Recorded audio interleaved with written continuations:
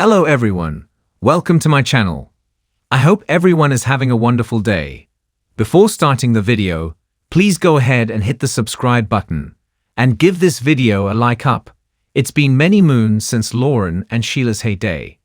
And by that we mean the constant torment and battles. But it appears it's not all in the rearview mirror. A classic interaction between the two, one that longtime Young and Restless viewers will undoubtedly still remember, is about to make a comeback with a twist. It was a double shock when Lauren Fenmore not only ended up trapped in a bomb shelter with no way out, but landed in the terrifying scenario with none other than her sworn enemy and tormentor, Sheila Carter. As Young and Restless fans from back in the day will recall, Lauren and Sheila were forced to work together to stay alive until they could be rescued. It was fascinating to watch them have it out and reach the conclusion that they had no choice but to set aside their hatred of each other in order to survive. Eventually, Paul Williams saved the day, and they went back to business as usual as far as their dynamic was concerned. Sheila and Lauren haven't crossed paths in many years, and that's probably for the best, but the scenario we just described is set to make a comeback, with two different characters who also have a history of animosity between them, although certainly not on the same level.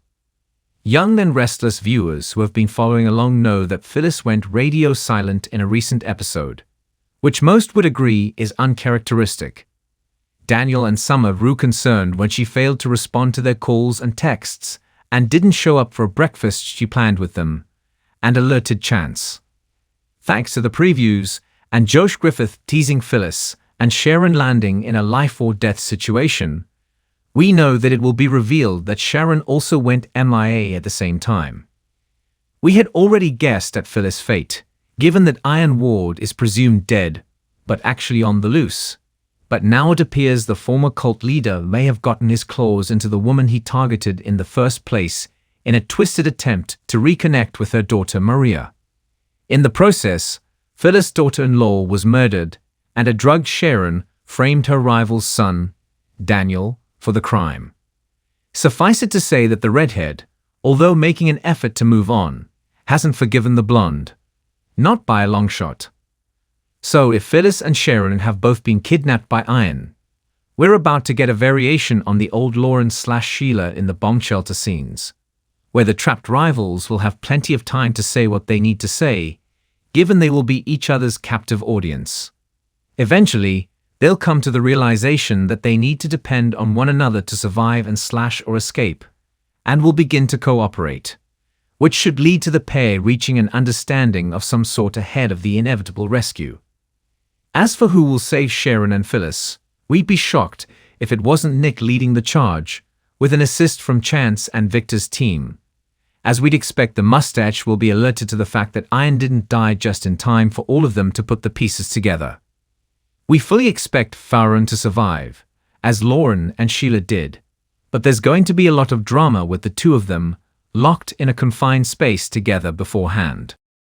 The night air was thick with tension in Juneau City. The Grand Phoenix Hotel was buzzing with energy, but there was something dark lingering beneath the surface. Sharon Newman sat alone at the bar, swirling the wine in her glass, deep in thought. Across the room, Phyllis Summers watched her closely, her crimson lips curved in a knowing smirk. "You look like a woman with a lot on her mind," Phyllis finally said, sliding onto the bar stool next to Sharon. Sharon turned to her, eyes narrowing. "And you look like a woman who enjoys causing trouble." The two women had been at odds for years, their rivalry as fiery as ever. But tonight, there was an unusual air between them, something more sinister, more final. Phyllis stiffened for just a moment before masking it with another smirk. "You're going to have to be more specific, sweetheart. I know you tampered with the evidence in Diane's case, and I know why." A brief flicker of panic crossed Phyllis's face. "Sharon, I don't know what you think you've uncovered, but I'm not finished." Sharon's voice was steady. "I also know that someone is coming for you, and for me." Phyllis scoffed, but the slight tremble in her fingers betrayed her confidence. "Oh, please. Who would want to kill both of us? We hate each other. Sharon took a slow sip of her wine before delivering the final blow. Nick's been keeping secrets from both of us. And the person after us, it's because of him. Hours later, Sharon and Phyllis found themselves standing on the cliffs just outside Gino City. The text messages had been cryptic, demanding their presence. "I still can't believe I let you drag me out here," Phyllis muttered, pulling her coat tighter around her. "What if this is some ridiculous stunt?" Sharon exhaled, the cold air turning her breath into mist. "This is real, Phyllis. Someone wants us gone." Then, a low, familiar voice emerged from the shadows. "You should have left the past alone."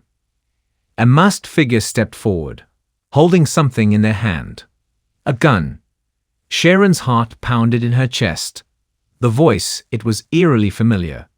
But before she could react, the gun fired. Phyllis screamed as the shot rang through the night. Sharon collapsed to the ground, a red stain spreading across her coat. Phyllis turned to run, but another shot fired, and pain seared through her shoulder. She stumbled, losing her footing near the edge of the cliff. "Please," she gasped, gripping the loose rocks. "You don't have to do this." The masked figure took a step forward, kicking the gun over the edge. The figure knelt beside her and pulled off the mask. Phyllis's eyes widened in shock. "Victor, you did this." Victor's expression was unreadable, his usual cold stare more chilling than ever. "You two were getting too close to the truth. I warned you." Sharon coughed, blood staining her lips.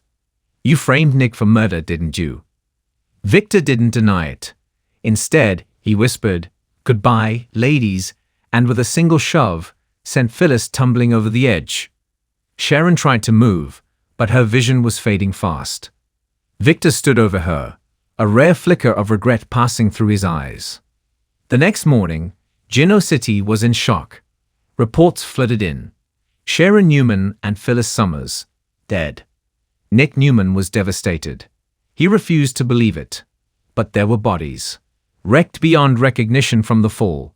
Only one person seemed eerily calm about it: Victor Newman. 2 weeks later, at an undisclosed location outside the city, a door creaked open. Inside a dimly lit room, 2 women lay in hospital beds, hooked up to machines. Sharon's eyes fluttered open first. Her breath hitched as she took in the unfamiliar surroundings. "Where am I?" A voice answered, smooth and calculated. "You should have stayed out of this, Sharon." She turned her head and found herself face to face with Adam Newman. Phyllis stirred next, wincing. "What the hell is going on?" Adam leaned against the wall, arms crossed. "You were supposed to die that night. But I couldn't let that happen." Sharon's mind raced. "Victor, he tried to kill us." Adam nodded. "And the world thinks he succeeded." Phyllis groaned. "So what? We're his prisoners now." Adam smirked. "No, ladies, you're in hiding. Until we can take him down." Sharon and Phyllis exchanged a look. Enemies for years, but now their survival depended on working together. And so began a war against Victor Newman, one that would shake Gino City to its core.